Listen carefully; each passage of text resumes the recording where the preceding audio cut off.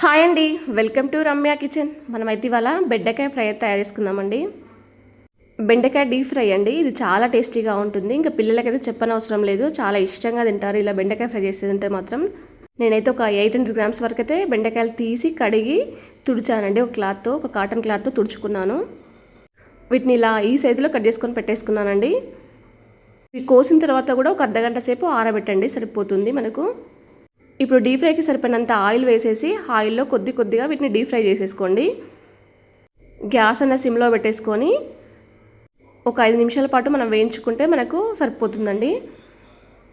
ఇలా చేస్తే బెండకాయ మనకు జిగురు లేకుండా ఆయిల్ అనేది ఎక్కువగా పట్టదండి బెండకాయ ముక్కలకు. మనం కొద్దిసేపు ఆరబెట్టాం కదా, ఒక హాఫ్ అన్ అవర్ పాటు ఆరబెడితే మనకు బెండకాయలకు ఆయిల్ అంతగా పట్టదు. ఒక జాలి లాంటి గంట తీసేసుకొని దాంట్లో తిప్పుకుంటూ ఉండాలండి. కొద్దిగా మాడిపోకుండా చూసుకోవాలి. మనము గ్యాస్ అనేది సిమ్లో పెట్టేసుకొని చేసుకుంటేనే మనకు బాగా వస్తాయి. ఒక 5 నిమిషాల తర్వాత మనకు ఈ కలర్లోకి వస్తాయండి బెండకాయ ముక్కలు అనేది. ఒక జాలి లాంటివి తీసేసుకొని దాంట్లోకి వేసేసుకోండి. కొద్దిగా తీసేసుకొని మనకు ఎక్స్ట్రా ఆయిల్ ఏమైనా ఉంటే వెళ్ళిపోతుంది మనకు. మీరు కొంచెం క్రిస్పీగా కావాలనుకుంటే ఇంకొంచెం క్రిస్పీగా కూడా చేసేసుకోవచ్చండి. ఇలానే కొద్దిగా వేసేసుకొని అన్నీ ఫ్రై చేసుకొని పెట్టేసుకోండి. మొత్తం దీంట్లోనే డీప్ ఫ్రైలోనే.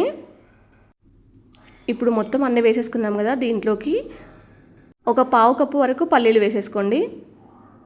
పల్లీలు కూడా ఇలా డీప్ ఫ్రై చేయాలండి. మనకు పొట్టు అనేది ఊడిపోవాలి పల్లీలు, అప్పుడే కొంచెం ఫ్రై అయినట్టు, లేదంటే పచ్చి వాసన వస్తాయి. ఇలా ఫ్రై చేసుకుంటే చాలా టేస్టీగా ఉంటాయండి. ఇందులో పల్లీలు కూడా ఇలా 2 ఫ్రై చేసుకొని ఒక బౌల్లోకి తీసేసుకొని పక్కన పెట్టేసుకోండి. ఇప్పుడు మరొక కడాయి పెట్టేసుకొని దాంట్లో 1 టేబుల్ స్పూన్ మాత్రమే ఆయిల్ వేసేసుకోండి. కొద్దిగా సరిపోతుంది మనకి. దీంట్లోకి 4 పచ్చిమిర్చి అండి, ఇలా పొడుగ్గా కట్ చేసుకొని వేసేసుకోండి, సరిపోతుంది. పచ్చిమిర్చి కొంచెం ఫ్రై అయిన తర్వాత దీంట్లోకి ఒక కరివేపాకు రెమ్మ కూడా వేసేసుకోండి.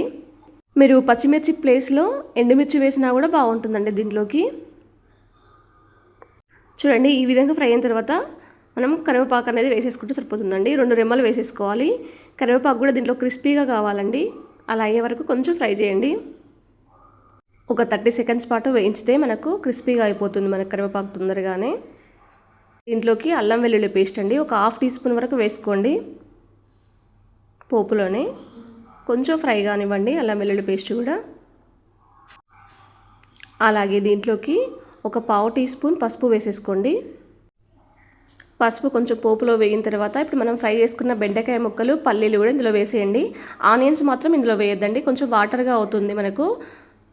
బెండకాయ అనేది క్రిస్పీగా ఉండదు. మనకు బెండకాయ పల్లీలు వేయగానే ఒక 1 టేబుల్ స్పూన్ వరకు కారం వేసేసుకోండి. మీరు కారం తినేదాన్ని బట్టి చూసి వేసేసుకోండి. కొంచెం కారం తక్కువగానే పడుతుంది మనకు బెండకాయ ఫ్రైకి. అలాగే రుచికి సరిపడినంత సాల్ట్ కూడా వేసేసుకోండి దీంట్లోనే. గ్యాస్ అనేది మీడియంలో పెట్టేసుకోండి. మనకు వాటర్ అనేది జిగురుగా అవుతుంది మనకు.